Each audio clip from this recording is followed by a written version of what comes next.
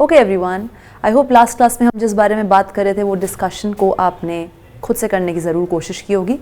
उस पर वापस आते हैं। ax² + 2hxy + by² = 0। A second degree homogeneous equation जो रिप्रेजेंट कर रही है combined equation of two straight lines passing through origin y = m1x और y = m2x।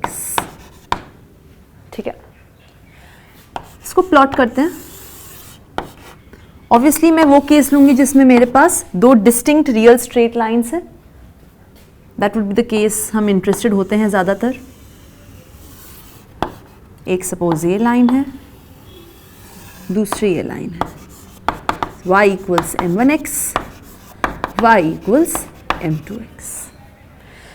मैंने आपसे लास्ट क्लास में कहा था कि इस लाइन के परपेंडिकुलर आपने एक लाइन बनाई which is this. That means line 1 के परपेंडिकुलर है लाइन 3 और इस लाइन के परपेंडिकुलर आपने ये लाइन बनाई which is line 4। This is line 3। तो line 1 is, this is line 2।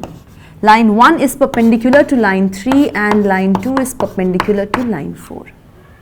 अगर मेरे पास दो लाइंस हैं जिनकी कंबाइंड इक्वेशन मुझे गिवन है, तो उन दो लाइंस के परपेंडिकुलर आने वाली लाइंस जो कि ओरिजिन से ही पास होंगी, उनकी कंबाइंड या जॉइंट इक्वेशन क्या होगी is what we were discussing. तो ये लाइन जो आप देख सकते हैं ये लाइन 1 के परपेंडिकुलर है and line 4 is perpendicular to line 2। Right, जैसे ही मैंने कहा line 1 is perpendicular to line 3, इसका मतलब ये हुआ slope of line 1 into slope of line 3 आ गया -1। तो स्लोप ऑफ लाइन 3 क्या बन गया? स्लोप ऑफ लाइन 3 बन गया -1 upon slope of line 1। What is slope of line 1? Line 1 is y = m1x, slope है m1, तो -1 अपॉन m1। ये आ गया लाइन 3 का स्लोप। दूसरी चीज हुई L2 is perpendicular to L4, line 2 is perpendicular to line 4, यानी कि slope of line 2 into slope of line 4 is equal to -1. That means slope of line 4 is -1 upon slope of line 2, which is -1 upon line 2 का slope कितना है? m2, -1 upon m2। मेरे पास line 4 और line 3 का, जो कि गिवन लाइन 1 और line 2 से परपेंडिकुलर हैं, उनके स्लोप्स आ चुके हैं। उसके अलावा मुझे एक चीज और इनके बारे में ये पता है कि ये जो लाइंस परपेंडिकुलर हैं रिस्पेक्टिव लाइंस L1 और L2 के, ये एक्चुअली ओरिजिन से ही पास होंगी। Are you understanding? L4 is perpendicular to L2 and L2 and L4 intersect each other at origin. L1 is perpendicular to L3 and L1 and L3 intersect each other at origin. तो definitely origin एक ऐसा point है जो L3 और L4 दोनों पे लाई कर रहा है। तो मैं यहां पे कह सकती हूं एंड 0,0 लाइज ऑन L3 और यहां मैं कह सकती हूं and 0,0 lies on L4।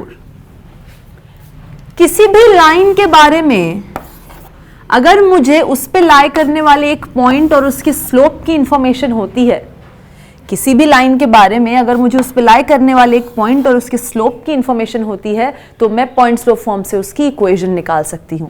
What would be equation of L3? Equation of L3 क्या हो जाएगी पॉइंट स्लोप फॉर्म से? y is equal to, or I should say y minus y1। now this is x1, y1 जो कि coordinates हैं उस point के जो लाइन पे लाई कर रहा है।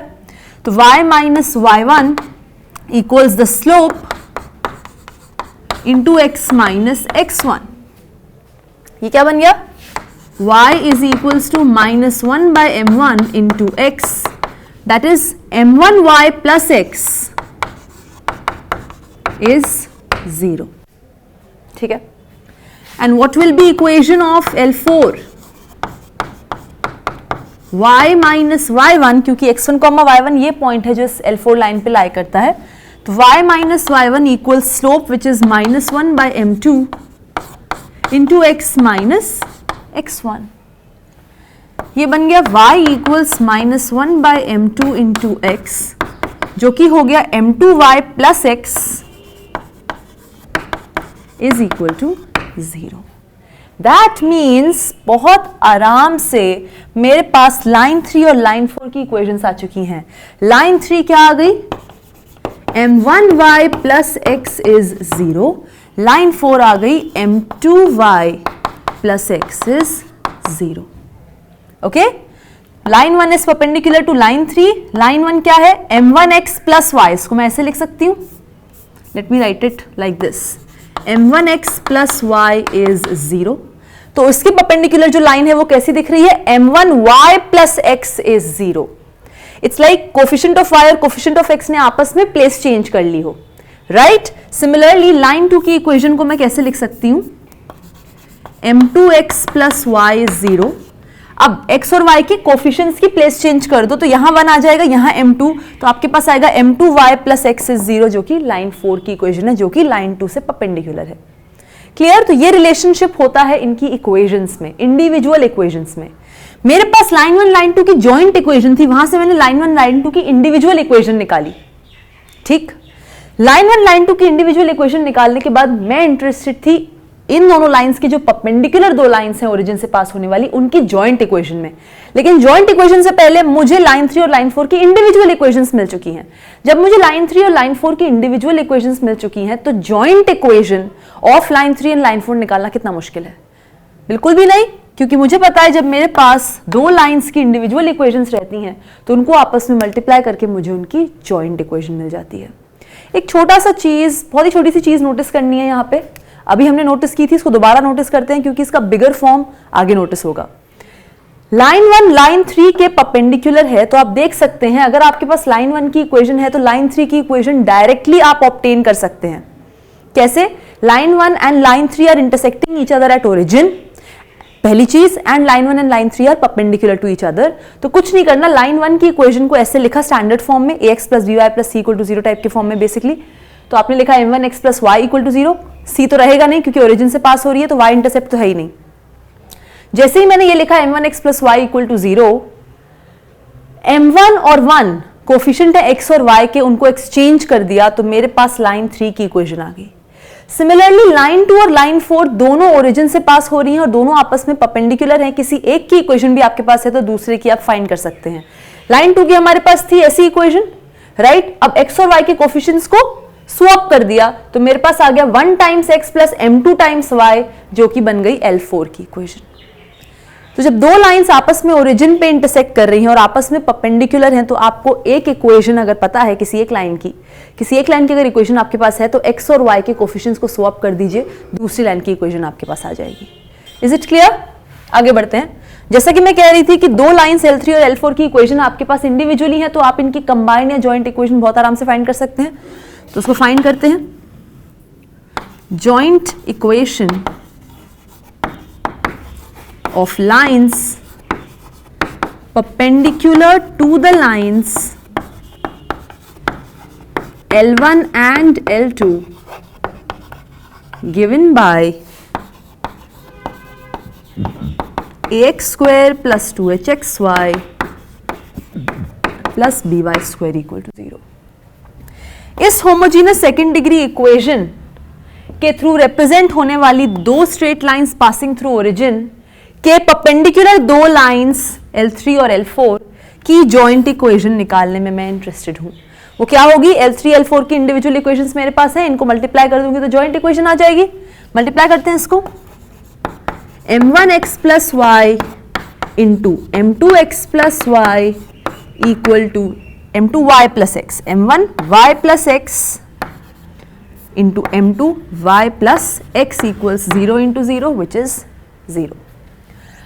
तो ये क्या हो गया? खोलते हैं इसको. ये बन जाएगा m1 m2 y square plus m1 xy plus m2xy plus x square equal to 0।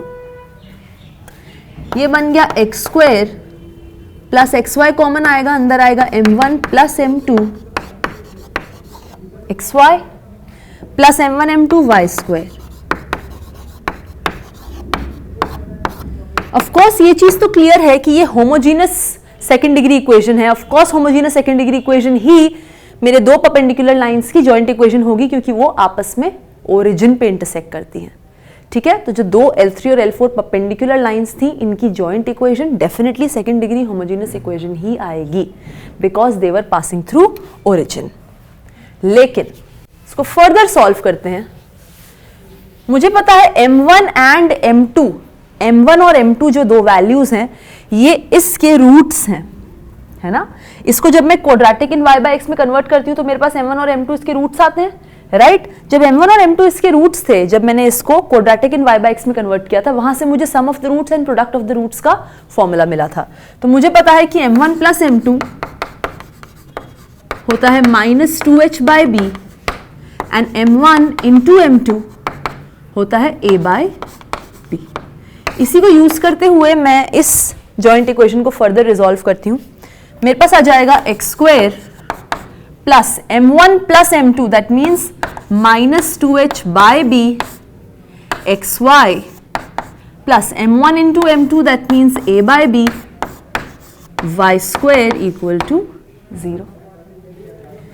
LCM निकालते हैं। एलसीएम आ गया b, तो आएगा यहां bx square minus 2hxy plus ay square whole upon b equal to 0। b गया right hand side, cross multiply होके 0।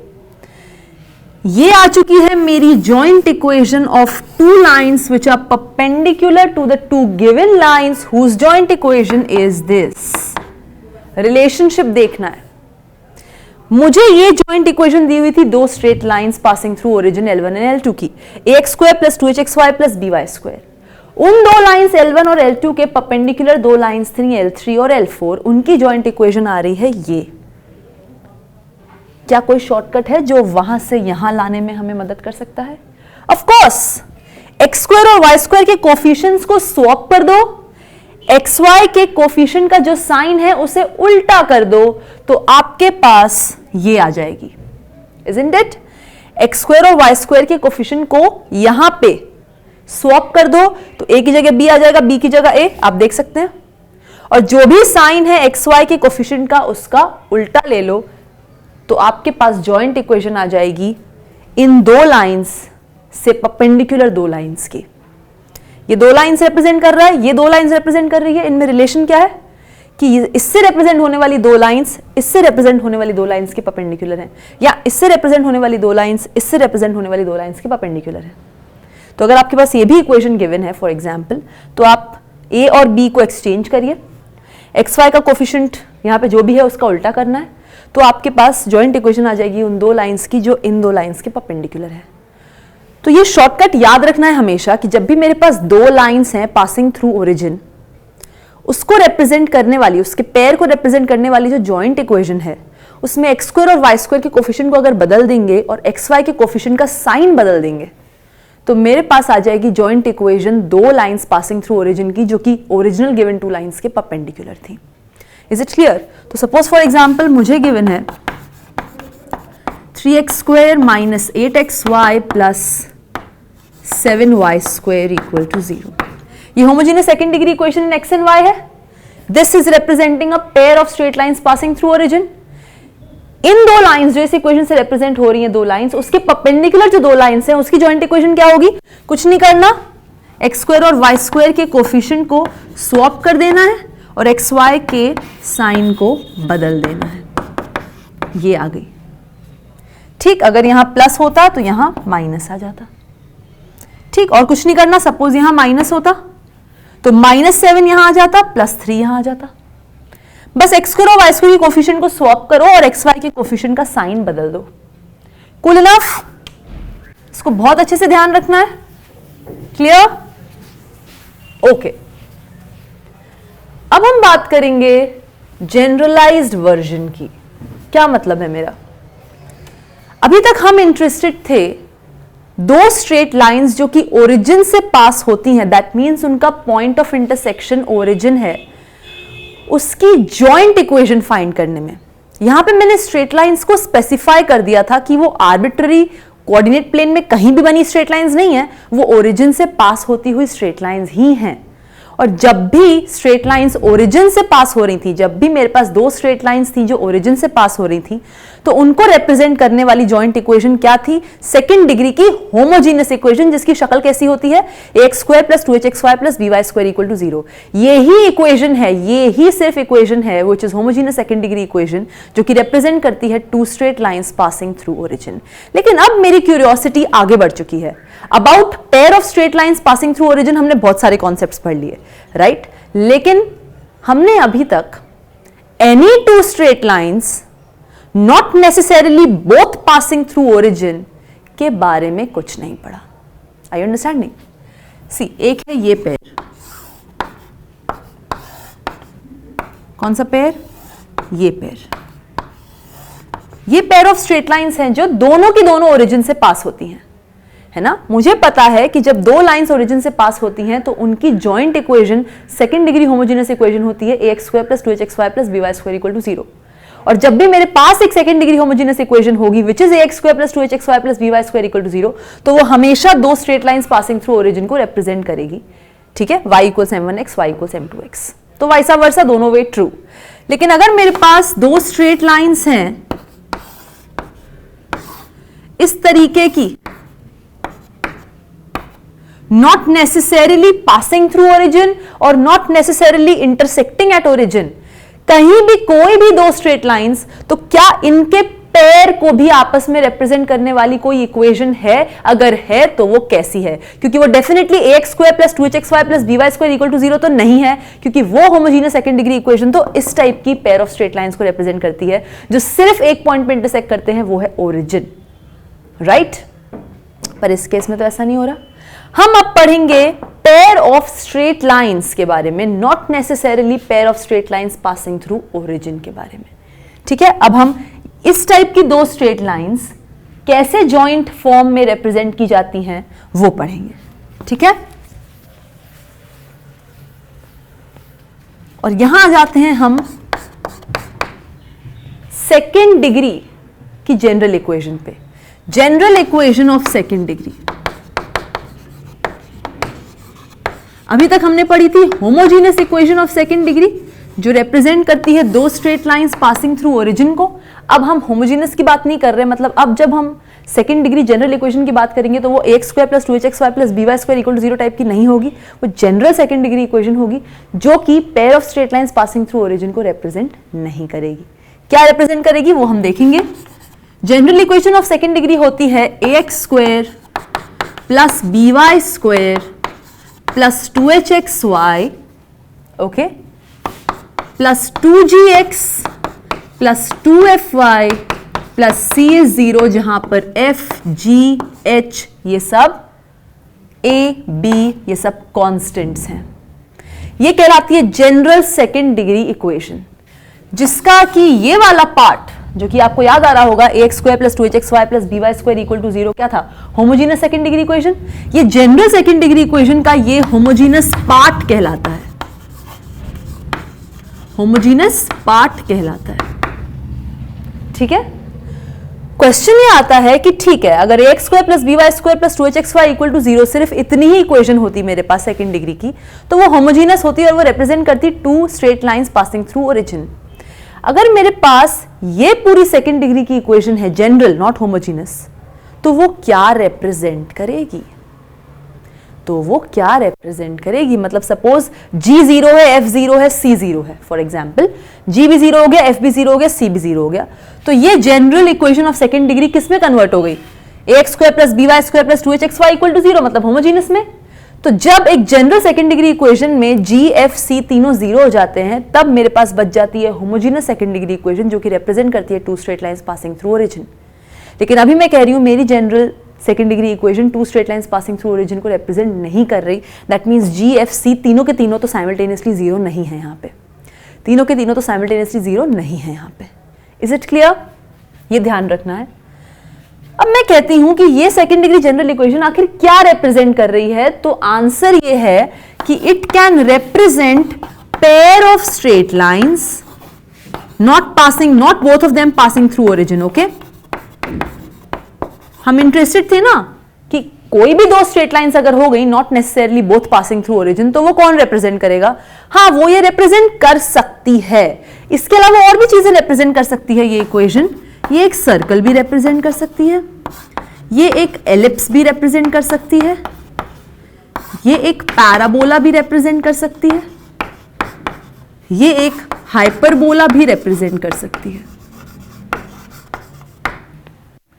हम interested हैं कि किस केस में वो पेयर ऑफ स्ट्रेट लाइंस को रिप्रेजेंट करेगी, किस केस में वो पेयर ऑफ स्ट्रेट लाइंस को रिप्रेजेंट करेगी। और इस केस में मैं पेयर ऑफ स्ट्रेट लाइंस की कैसी बात कर रही हूं? Not both of them passing through origin, कोई भी दो स्ट्रेट लाइंस की बात कर रही हूं मैं। ठीक, मैं इंटरेस्टेड हूं कि मेरे पास आर्बिट्ररी कोई भी दो स्ट्रेट लाइंस होंगी, आर्बिट्ररी कोई भी दो स्ट्रेट लाइंस होंगी, तो उनको रिप्रेजेंट कब करेगी ये सेकेंड डिग्री जनरल इक्वेशन। ठीक है, हाइपरबोला, पैराबोला, एलिप्स, सर्कल और पेयर ऑफ स्ट्रेट लाइंस, ये सारी चीजें एक सेकेंड डिग्री इक्वेशन से रिप्रेजेंट होती हैं। लेकिन किस केस में ये सेकेंड डिग्री जनरल इक्वेशन ये रिप्रेजेंट करेगी, कब ये करेगी, कब ये करेगी, कब ये करेगी, कब ये करेगी, वो चीज हमें डेल बताता है। What is del? Del is the answer to this question कि कब, किस केस में मेरी जनरल सेकेंड डिग्री इक्वेशन ये रिप्रेजेंट करेगी, ये आंसर करता है डेल। डेल क्या है? एक क्वांटिटी है जिसको हमें याद करना है। ये है ABC plus 2FGH minus AF square minus BG square minus CH square. ये क्वांटिटी है जो कि पूरी क्वांटिटी कोफिशिएंट्स से बनी है, जो कि जनरल सेकेंड डिग्री इक्वेशन में इन्वॉल्व है। जनरल सेकेंड डिग्री इक्वेशन में कोफिशिएंट्स जो इन्वॉल्व है वो है H, F, G, C, A और B। इन्हीं सारे कांस्टेंट्स से बनी ये डेल की वैल्यू है। कुछ नहीं करना, यहां से ये सारे कांस्टेंट्स उठाने हैं, ठीक, और यहां रख देने हैं, तो आंसर तो इसका कोई कांस्टेंट ही आएगा, है ना? ये कोई तो कांस्टेंट आएगा, कोई कांस्टेंट रियल नंबर आएगा इसका आंसर। वो कांस्टेंट रियल नंबर या तो इक्वल टू 0 होगा या तो नॉन जीरो होगा। अगर डेल 0 हो गया तो इसका मतलब ये जो इक्वेशन 1 है मेरी, ये रिप्रेजेंट करने लग जाएगी पेयर ऑफ स्ट्रेट लाइंस। ठीक है, यही जानना था हमें कि कब मेरी general second degree equation pair of straight lines को रिप्रेजेंट करेगी। वो तब करेगी जब डेल 0 के बराबर हो, मतलब ये क्वांटिटी। अगर डेल 0 के बराबर नहीं है तो 1 रिप्रेजेंट्स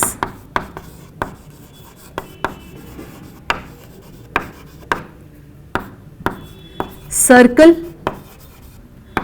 या फिर पैराबोला या फिर एलिप्स या फिर हाइपरबोला।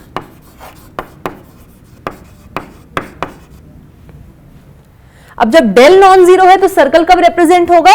जब coefficient of x square coefficient of y square के बराबर हो और कोफिशिएंट ऑफ एक्स वाई 0 हो। आप देख सकते हैं coefficient of x square coefficient of y square के बराबर होना चाहिए और कोफिशिएंट ऑफ एक्स वाई को 0 होना चाहिए, मतलब 2h को 0 होना चाहिए, मतलब h को 0 होना चाहिए। अगर डेल नॉट इक्वल टू 0 के साथ साथ ये भी कंडीशन होल्ड करती है, तब ये second degree general equation represent करती है एक सर्कल को। वहीं अगर डेल नॉट इक्वल टू 0 के साथ h स्क्वायर AB के बराबर आ गया, तब ये रिप्रेजेंट करेगी एक पैराबोला को। ठीक है, अगर h square less than AB आ गया along with del not equal to 0, तो ये second degree general equation represent करेगी एक एलिप्स को। और अगर h square greater than AB आ गया along with del not equal to 0, तो ये रिप्रेजेंट करेगी एक हाइपरबोला को। हम इन सारे केसेस में इंटरेस्टेड नहीं है, हम इंटरेस्टेड हैं जब डेल 0 होगा तो मेरी जो सेकंड डिग्री जनरल इक्वेशन है वो pair of straight lines not necessarily both passing through origin को रिप्रेजेंट करेगी। Good enough. यहां पर भी ऑब्जर्वेशन आती है कि अगर डेल जीरो है और उसके साथ एच स्क्वायर जो है वो ए बी से बड़ा है, अगर डेल जीरो है तब मुझे तो पता चल गया कि pair of straight lines represent होंगी, पर अगर उसके साथ साथ एच स्क्वायर ए बी से बड़ा भी है तो किस तरीके की लाइंस रिप्रेजेंट होंगी?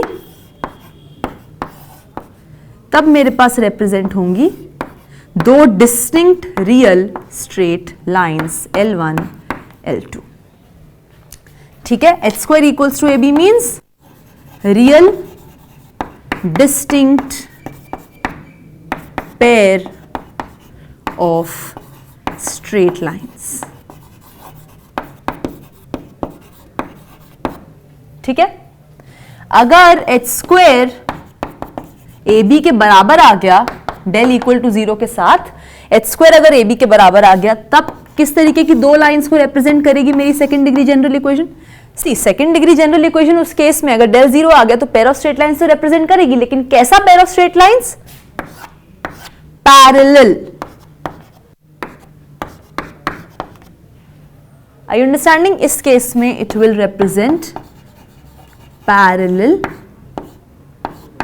pair of lines। ठीक है, और अगर आ गया मेरा h square less than a b, तो उस केस में अगर उन दो लाइंस का कोई पॉइंट ऑफ इंटरसेक्शन है तो सिर्फ और सिर्फ वो पॉइंट, सपोज इस पॉइंट पे इंटरसेक्ट कर रहे हैं दोनों, इंटरसेक्ट एज इन कोई एक पॉइंट है जो दोनों लाइंस की इक्वेशन को सेटिस्फाई करता है, तो सिर्फ और सिर्फ वो पॉइंट ही आएगा इस केस में। दैट मींस इमेजिनरी लाइंस आएंगी इस केस में। तो क्या आएगा? पेयर ऑफ इमेजिनरी लाइंस, ये बोल लो या फिर पॉइंट बोल लो। ठीक है, ये सिचुएशन होगी अलग अलग केसेस में।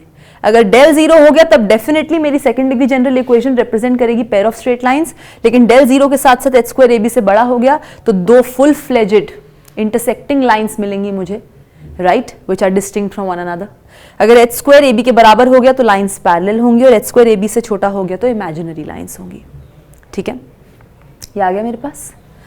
कुछ और भी फैक्ट्स हैं about pair of straight lines. जब मैं इस सिचुएशन में बात करती हूं तो इस सिचुएशन में फिर से मेरे पास एंगल आता है बिटवीन द टू लाइंस, है ना। जब एच स्क्वायर ए बी से बड़ा है along with del equal to zero, तब मेरे पास दो डिस्टिंक्ट लाइंस आती हैं जो आपस में इंटरसेक्ट कर रही होती है किसी इंटरसेक्टिंग पॉइंट पे। तो दैट मीन्स वो एक अक्यूट एंगल्स के वर्टिकली ऑपोजिट पेयर को जन्म देता है और एक ऑब्ट्यूस एंगल्स के वर्टिकली ऑपोजिट पेयर को। तो उसको निकालना पॉइंट बनता है।